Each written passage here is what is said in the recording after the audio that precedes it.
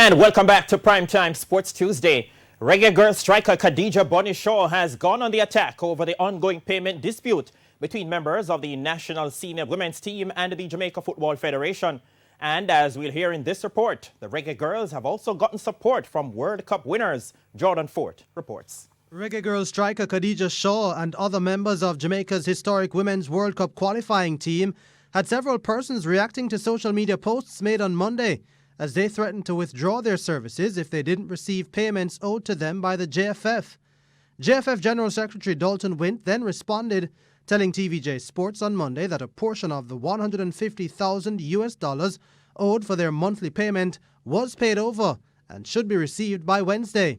But Shaw says even if that is the case, it would still be a breach of the original agreement. They failed, as I said, to honor their obligations, which was to pay us between the month of January to August. So with that saying, even if they decide to pay us 50%, it's not 100%. According to the JFF president, Michael Ricketts, the remaining monies owed will be paid to players who are eligible and not part of the U.S. collegiate system by the first week of October, once the federation receives money from FIFA.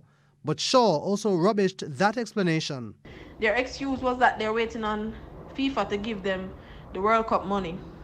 But our payment stipend is not dependent on the receipt of the prize money by the JFF. And goalkeeper Nicole McClure, speaking on Monday's edition of Sports Grill on Hits 92 FM, has concurred with Shaw and added that the players will not take the field during the Olympic qualifiers with half of the money still owed. We were legally promised X amount, not half of X amount. And we've been going back and forth with these people for how many years now. And we finally made a big step by coming to a legal agreement. So we figured this could protect us as players and keep the JFF honest. But right now, they're not being honest. And now to give us the hush-hush money, the 50%, is not right. Star players from USA's World Cup winning team, Megan Rapinoe, Alex Morgan and Hope Solo, have also shared the posts in a show of support to the Reggae Girls players.